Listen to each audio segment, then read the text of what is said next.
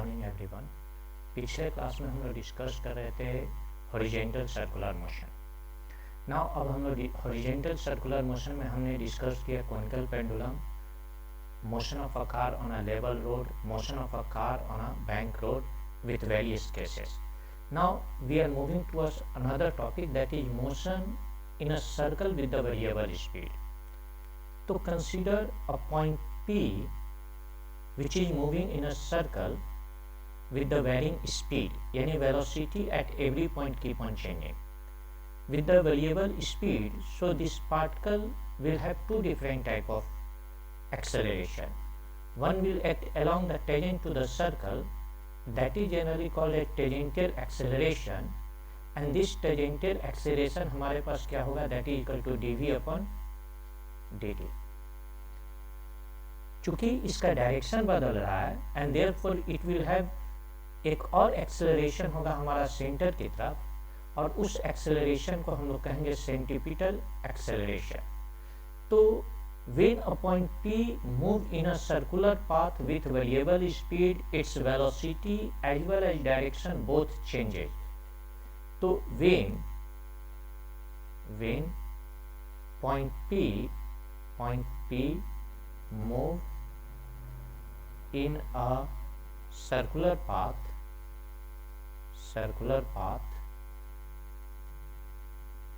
with varying speed, its direction as well as velocity both changes. Its direction as well as speed both changes. With varying speed and varying speed, its direction changes. And second में varying speed है तो speed भी हमारा change हो रहा है. तो कभी भी कोई पॉइंट अगर सर्कुलर पाथ में वैरिंग स्पीड से मूव कर रहा है तो magnitude of speed also changes and direction also changes. इसलिए पार्टिकल में दो तरह का एक्सेलरेशन लग रहा है. One is called as tangential acceleration which act tangent to the circle, that is tangential acceleration is equal to dv upon dt, जो हम लोग पहले क्लास में डिस्कस कर चुके हैं. अनदर सेकेंड सेंट्रीपिटल एक्सेलरेशन जो किधर लगेगा, toward the centre of the circle, that is equal to v square upon r. Centripetal और टेंजेंटियल एक्सेलरेशन के बारे में डिटेल में हम लोग प्रीवियस क्लासेस में डिस्कस कर चुके हैं. नाउ द पार्टिकल में हम लोग क्या देख रहे हैं कि दो तरह का एक्सेलरेशन है. One is tangential as well as another is centripetal. Tangential acceleration responsible है इस पार्टिकल के स्पीड को बदलने में, जबकि सेंट्रीपिटल एक्सेलरेशन रिस्पॉन्सिबल है पार्टिकल के डायरेक्शन को बदलने में. And such type of situation will always rise in a vertical plane. तो such type of situation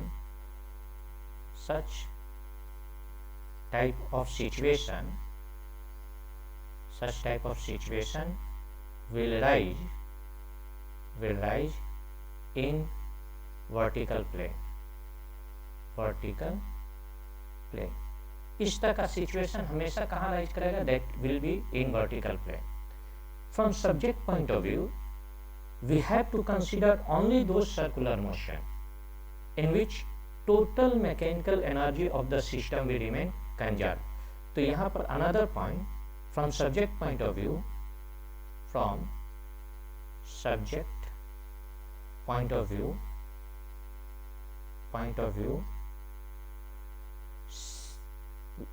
we have to consider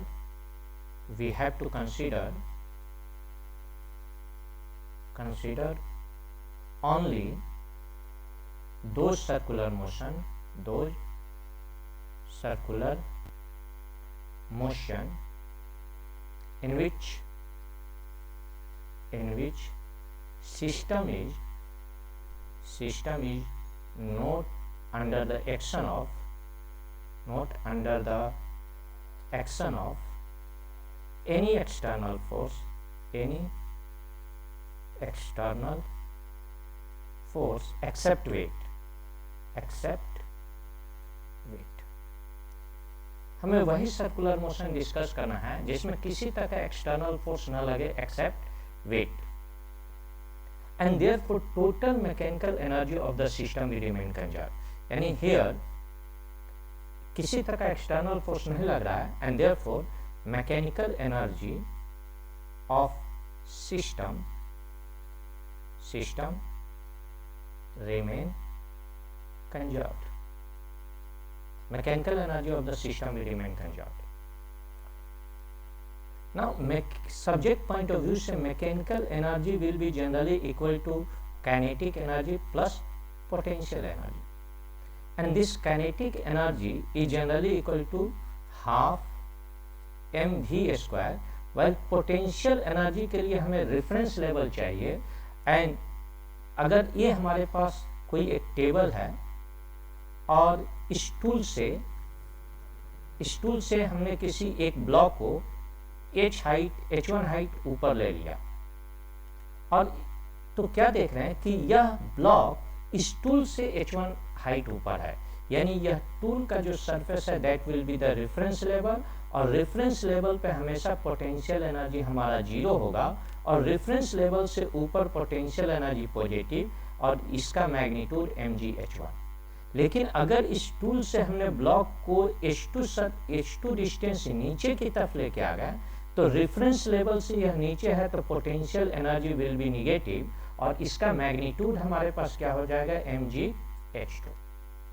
तो kinetic potential energy will be mgh, depend करता है कि यह रेफरेंस लेवल से ऊपर है कि रेफरेंस लेवल से नीचे है। अगर रेफरेंस लेवल से ऊपर है तो potential energy will be positive, और रेफरेंस लेवल से नीचे है तो potential energy will be negative.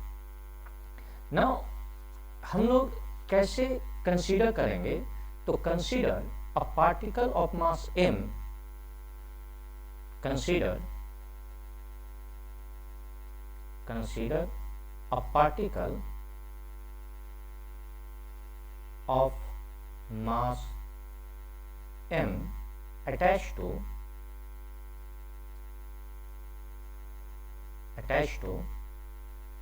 consider a particle of mass m attached to end of string of length L and made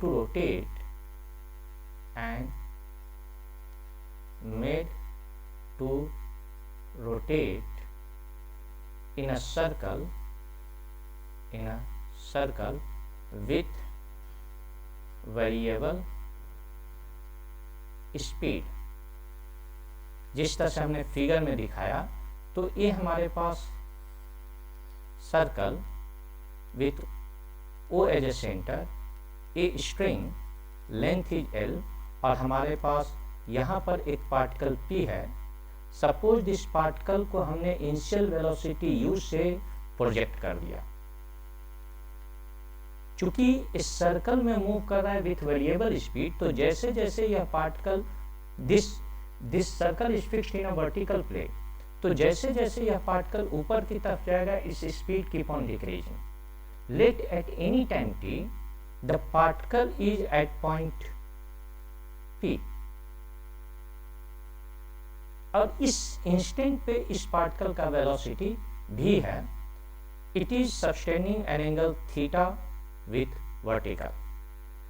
तो माना कि हमारे पास कोई एक पार्टिकल P है जो धागा के एंड से अटैच है, जिसका लेंथ L, और हमने इस पार्टिकल को इनिशियल वेलोसिटी u से प्रोजेक्ट किया। किसी भी समय में यह पार्टिकल P के पोजीशन पे है और वहां पर इसका वेलोसिटी भी है। Let us draw free body diagram on this particle. तो gravitational force will act vertically downward mg।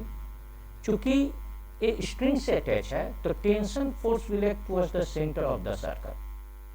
और हमने कहा था कि जब भी आपको प्रॉब्लम को डिस्कस करना हो तो हमेशा सर्कल के सेंटर की तरफ हमने x एक्सेस ले लिया और इसके परपेंडिकुलर में हमने y एक्सेस। तो क्या देख रहे हैं कि दिस mg, यह mg, दिस mg ना ही x में लग रहा है और ना ही y में, तो यह mg should be resolve into two component. तो यह लाइन और यह लाइन पैरेलल है हमारा, तो ये थीटा, तो ए भी एंगल हमारे पास थीटा। नाउ mg को दो कंपोनेंट में हम लोग तोड़ सकते हैं, एक कंपोनेंट इस डायरेक्शन में जिसको हम लोग कहेंगे mg cos थीटा, और दूसरा कंपोनेंट सर्कल के टेजेंट के अलोंग में जिसका मैग्नीट्यूड mg sin थीटा, और मेंटली इसका एग्जिस्टेंस हम रखते हैं। Apply Newton second law. अब हम लोग न्यूटन सेकेंड लॉ अप्लाई कर रहे हैं, तो T as well as mg cos theta इस पार्टिकल को नेसेसरी सेंट्रीपिटल फोर्स प्रोवाइड कर रहे हैं to move in a circle. तो according to Newton's law, according to Newton second law, according to Newton's second law हम लोग क्या लिख सकते हैं, T minus mg cos theta is generally equal to m, और एट पॉइंट P देखिए particle का वेलोसिटी क्या है v, तो centripetal acceleration that is equal to v square upon r, क्योंकि यही force that is T minus mg cos theta force together इस particle P के डायरेक्शन को बदल रहा है। ये हमारे पास इक्वेशन 1। लेकिन इसका स्पीड क्यों डिक्रीज हो रहा है, जैसे जैसे ऊपर की तरफ जा रहा है इसका स्पीड जनरली डिक्रीज है और चेंज होते जाएगा, क्यों, तो answer due to component mg sin theta जो मोशन के अपोजिट डायरेक्शन में लग रहा है। तो this mg sin theta is generally equal to mass, और मोशन के अपोजिट डायरेक्शन में फोर्स लग रहा है, तो that will be negative tangential acceleration dv upon dt। ये हमारे पास दूसरा equation. Now try to draw one more figure. आप एक और फिगर ड्रॉ कीजिए ताकि हम इनिशियल वेलोसिटी और फाइनल वेलोसिटी को क्लियरली देख सकें। तो ये हमारे पास circle with O as a centre, ये हमारे पास धागा of length L, particle P, initial velocity u, और कुछ समय के बाद पार्टिकल यहाँ पर है और यहाँ पर पार्टिकल का वेलोसिटी v, और यह इससे थीटा का एंगल बना रहा है। हमने सर्कल के सेंटर को रेफरेंस लेवल ले लिया, क्योंकि रेफरेंस लेवल और रेफरेंस लेवल पर पोटेंशियल एनर्जी विल बी 0। हम लोग क्या देख रहे हैं कि द पार्टिकल पर किसी तरह का एक्सटर्नल फोर्स हमारा नहीं लग रहा है, पार्टिकल पे केवल ग्रेविटेशनल और टेंशन फोर्स लग रहा है, यानी किसी तरह का एक्सटर्नल फोर्स नहीं लग रहा है, इसलिए mechanical energy at point A as well as B will remain conserve. यानी ए पॉइंट, इसको हमने पॉइंट A ले लिया और यहाँ पॉइंट B। तो apply conservation of mechanical energy between point A and B। तो apply conservation of mechanical energy between point A and B। तो mechanical energy at point A must be equal to mechanical energy at point B, और mechanical energy is generally equal to kinetic energy plus potential energy at point A must be equal to kinetic energy plus potential energy at point B। यहां पर initial velocity u है, तो kinetic energy हमारे पास क्या हो जाएगा, that is equal to half mu square, और रेफरेंस लेवल हमने यहां लिया है, और पॉइंट A रेफरेंस लेवल से L नीचे है, इसलिए पोटेंशियल एनर्जी नेगेटिव, और इसका मैग्नीट्यूड क्या हो जाएगा, mgl। This is the potential energy, this must be equal to, now यहां पर हमारे पास वेलोसिटी क्या है v, तो यह kinetic energy will be half mv square. लेकिन क्या देख रहे हैं कि यह पॉइंट B रेफरेंस लेवल से, यानी अगर हमने इसको लिया तो यह पॉइंट B इस रेफरेंस लेवल से इतना नीचे है, तो इस L को this is the length of the string. इस L को हमने दो कंपोनेंट में तोड़ा, तो यह जो यहां से यहां तक लेंथ होगा that will B L cos theta, और ये हमारे पास L sin थीटा। तो यहाँ पर पोटेंशियल एनर्जी, यह पोटेंशियल एनर्जी हमारे पास क्या हुआ, रेफरेंस लेवल से नीचे तो निगेटिव, और कितना, तो mg L cos थीटा। इस वैल्यू को हम लोग यहाँ पुट करते हैं, तो that is it will become half m u square minus mg L equal to half m v square minus mg L cos theta.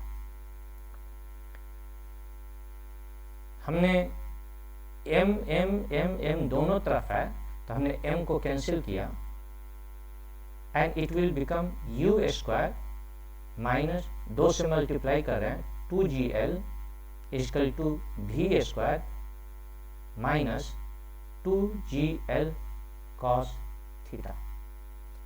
हमने v के वैल्यू को निकाला है, एक टर्म को इधर लेके आया है, तो v square is generally equal to u square minus 2gl plus 2gl cos theta, and this is equation third. तो अब हमारे पास तीन इक्वेशन है। Equation first that is equal to t minus mg cos theta equal to mv square upon r, second mg sin theta equal to minus m dv upon dt, और तीसरा equation हमारे पास है v square equal to u square minus 2gl plus 2gl cos theta. हमने दो equation Newton's law of motion को apply करके calculate किया, जबकि तीसरा हमने इक्वेशन को कंजर्वेशन ऑफ एनर्जी का यूज किया। Using this three equation any requirement can be calculated. तो using this three equation, using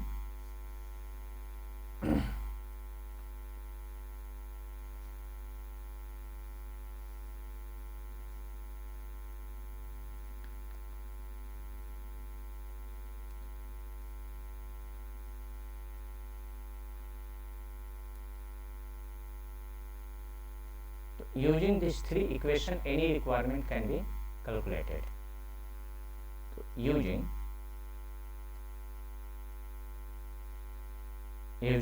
equation first, second and third any requirement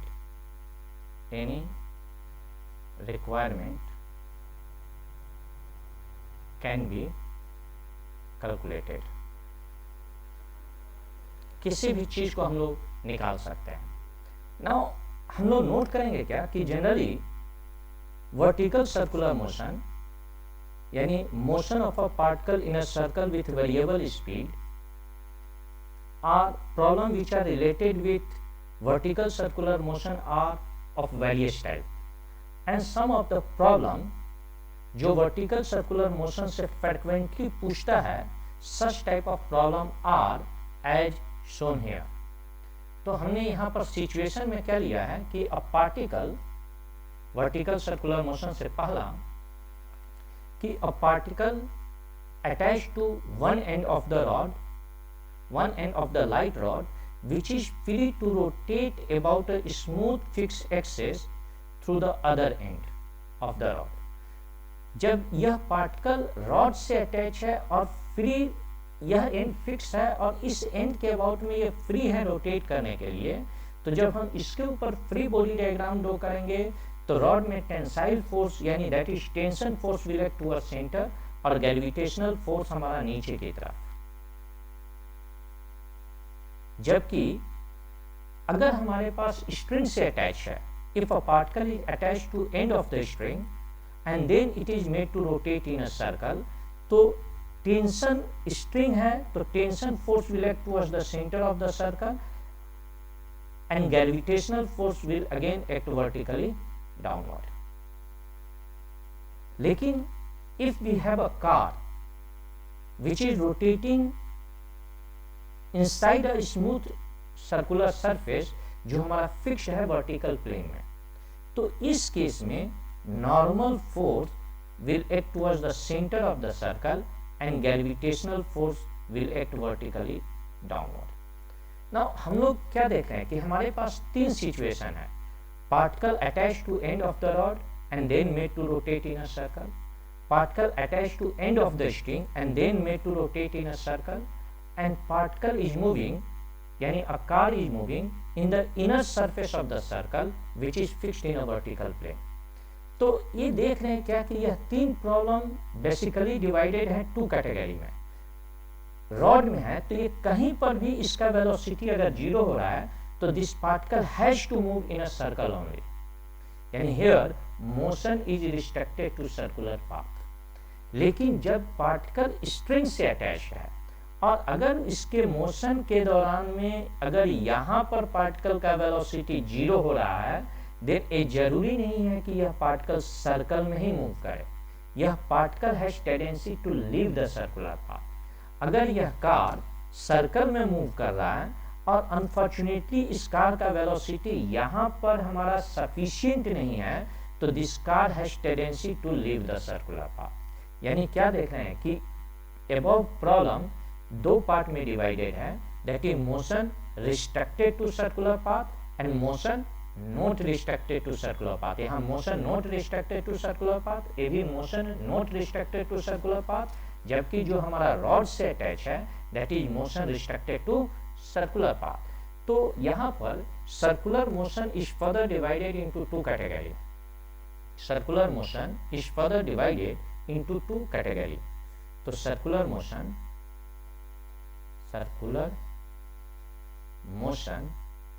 are divided into two categories. Here circular motion are divided into two category.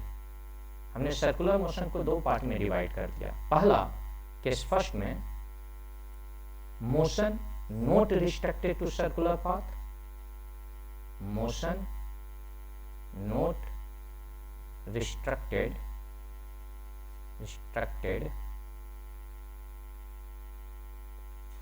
To circular path, motion not restricted to circular path.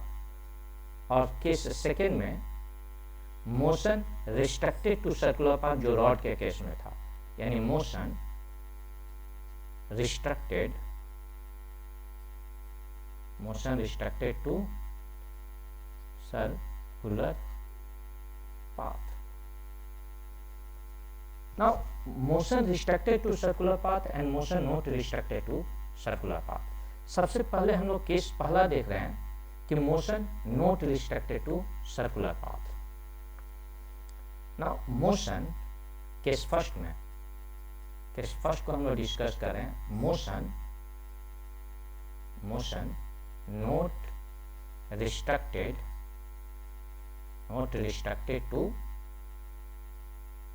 Circular path.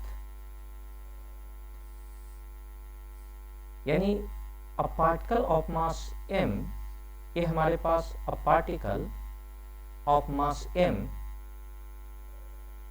Attach to end of the string, जिसका दूसरा and हमारा fixed है, और ये particle circle में move कर रहा है, जिस सर्कल को हमने वर्टिकल प्लेन में फिक्स्ड कर दिया. हमने इसके ऊपर वेरियस पॉइंट को मार्क कर लिया. सपोज ये point A, B, this point is D and here we have point C. किसी भी समय में पार्टिकल P के पोजीशन पे है और उस समय यह हॉरिजॉन्टल से थीटा का एंगल बना रहा है. नाउ पार्टिकल विल डिस्क्राइब, इस केस में this particle is going to describe a complete circle if the tension at highest point is greater और इक्वल टू 0 एंड इस समय थीटा हमारा क्या होना चाहिए 180 डिग्री. तो particle will complete the circular path at the highest point D, complete the circular path if and only if at highest point D, deep position पर हमारा क्या होना चाहिए, टेंशन शुड बी ग्रेटर और इक्वल टू 0 और इस position पे theta हमारा क्या होना चाहिए, क्योंकि अगर यहाँ से मोशन स्टार्ट कर रहा है तो थीटा का वैल्यू यहाँ तक आते हुए कितना हो जा रहा है हमारा 180 डिग्री. तो पार्टिकल, पहला केस में particle will complete the circular path, particle will complete circular path, particle will complete circular path if at point D at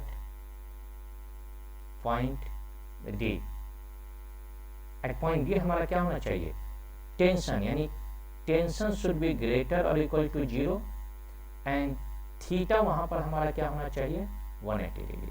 अगर इस कंडीशन को सेटिस्फाई कर रहा है then only the particle is going to describe a complete circle. Particle will leave the circular path somewhere between B and D. कब, जब वो leave करेगा तो ये जरूरी नहीं है कि उसका वेलोसिटी 0 हो, but the tension will become 0, क्योंकि वो सर्कुलर पाथ को लीव कर रहा है तो टेंशन हमारा क्या हो गया है, स्ट्रिंग क्या हो गया है, लूज हो गया है। तो सेकेंड पॉइंट में particle will leave the circular path, second में particle will leave circular path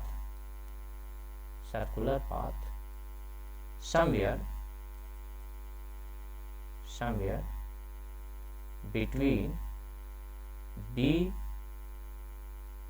somewhere between B और D के बीच में ही पार्टिकल लीव करेगा। और जब भी पार्टिकल लीव करेगा the tension will become 0। Suppose particle यहाँ से चला एंड द वेलोसिटी, यहाँ पर चलते चलते पार्टिकल यहाँ पर आया and particle will leave the circular path. अगर यहाँ पर हमारा टेंशन 0 हो जा रहा है, लेकिन ये जरूरी नहीं है कि वेलोसिटी 0 हो, it may have certain velocity, तो पार्टिकल अगर लीव कर रहा है तो यह एक पैराबोलिक पाथ होते हुए it is going to move. तो particle will leave the circular path somewhere between B and D। At that instant tension will become 0, लेकिन ये जरूरी नहीं है कि वेलोसिटी हमारा 0 हो। तीसरा important point, particle will oscillate below the level BC। तो तीसरा important point, particle will oscillate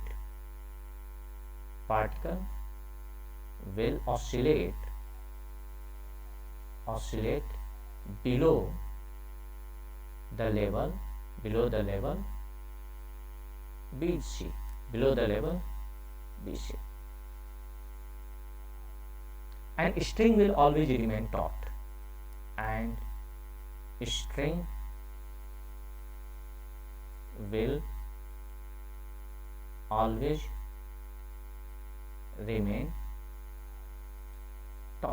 और स्ट्रिंग हमारा क्या रहेगा, हमेशा टॉट रहेगा। नाउ द क्वेश्चन राइजेज, सबसे पहला क्वेश्चन राइज हो रहा है कि with what minimum velocity should the particle be projected from the lowest point of the circle in order to describe a complete circle. यानी किस मिनिमम वेलोसिटी से हम पार्टिकल को प्रोजेक्ट करें from the lowest point of the circle so that it describe a complete circle. तो यहाँ पर आपके पास क्वेश्चन राइज अब हो रहा है क्या कि with what minimum velocity, question rises with what minimum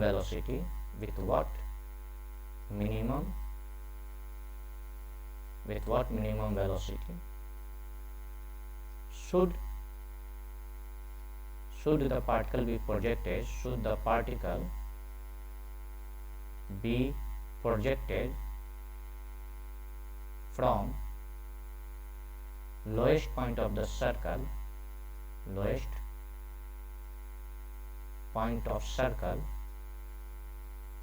to describe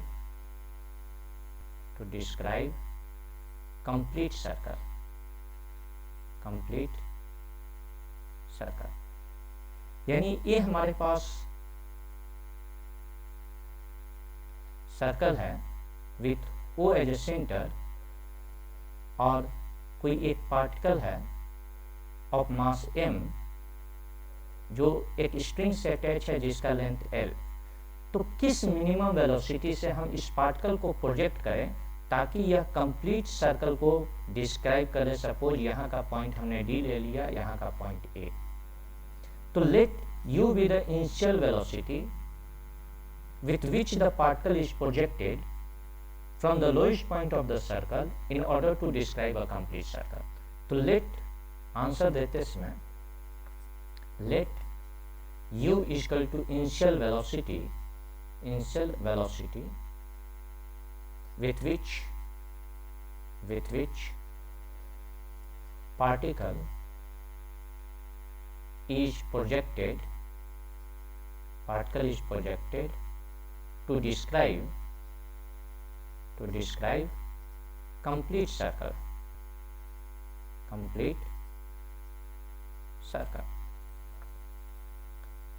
At any time t, suppose particle हमारा p पोजीशन पर आया और इस समय इस पार्टिकल का वेलोसिटी v है। Free body diagram, gravitational force mg नीचे, टेंशन फोर्स T ऊपर की तरफ, हमने इसको एक्सटेंड किया। सपोज इस समय यह वर्टिकल से थीटा का एंगल बना रहा है, तो ये थीटा, तो this angle will be theta. mg को हमने दो कंपोनेंट में तोड़ा, इधर एक component that is equal to mg cos theta और दूसरा कंपोनेंट mg sin थीटा। हमारे पास तीन इक्वेशन था। हमने कहा था सेंटर की तरफ x एक्सेस, इसके परपेंडिकुलर में y। तो पहला equation that is t minus mg cos theta is generally equal to m, और यहाँ का वेलोसिटी v है तो mv स्क्वायर अपॉन r, ये पहला इक्वेशन। दूसरा हमने using conservation of mechanical energy, हमने पिछले conservation of mechanical energy use किया था। तो using conservation of mechanical energy velocity at point p, using conservation of mechanical energy, जो हमने इक्वेशन थर्ड से लाया था, using conservation of mechanical energy velocity at point p, हमारे पास क्या था, v square equal to u square minus 2gl plus 2gl cos theta. ये हमारे पास दूसरा इक्वेशन।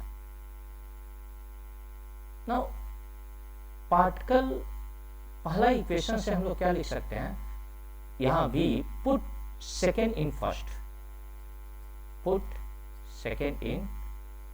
फर्स्ट, तो t minus mg cos theta is generally equal to m upon r, और v स्क्वायर हमारे पास क्या है, u square minus 2gl plus 2gl cos theta.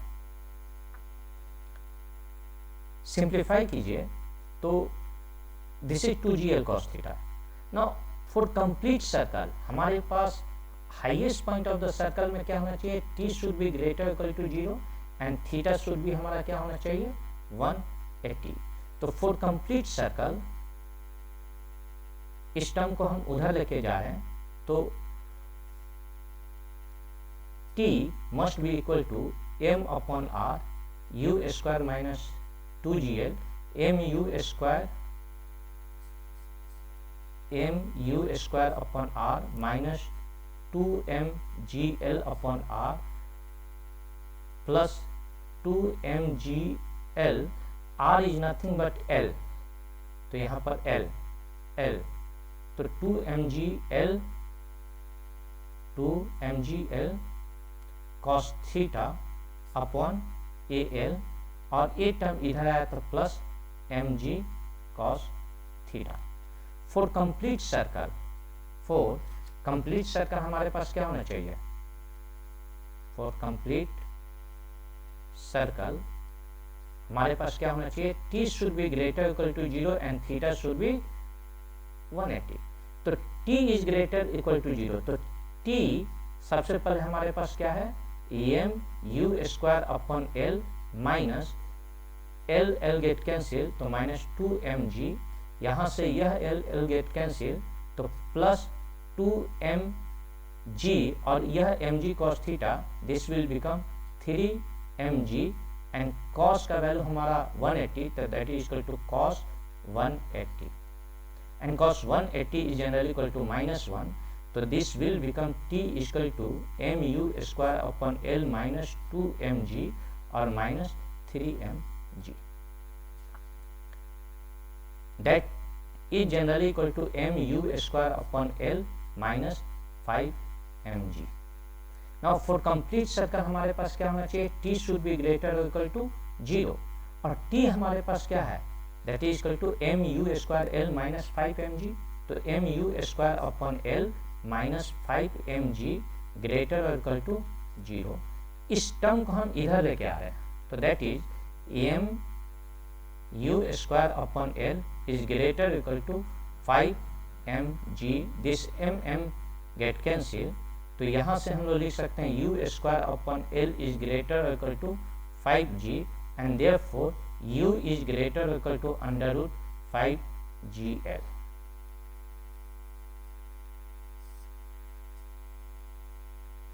तो this is the minimum speed with which the particle is projected, यानी अगर हमने particle को initial velocity u is equal to under root 5gl से प्रोजेक्ट किया, then the particle is going to describe a complete circle. Now फिर question हो रहा है क्या कि with what minimum speed should the particle be projected from the lowest point of the circle in order to describe a complete circle, जो हम लोग next class में डिस्कस करेंगे. Thank you.